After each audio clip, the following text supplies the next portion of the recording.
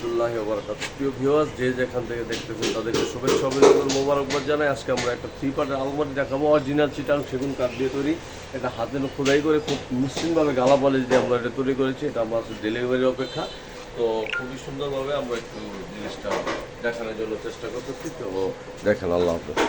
তো এটা আমরা নিখুঁতভাবে আমরা এটা তৈরি করেছি।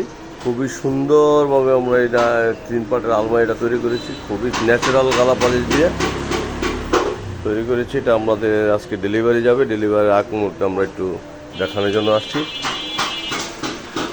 আমরা একটু ভিতরটা একটু দেখানোর জন্য চেষ্টা করতেছি।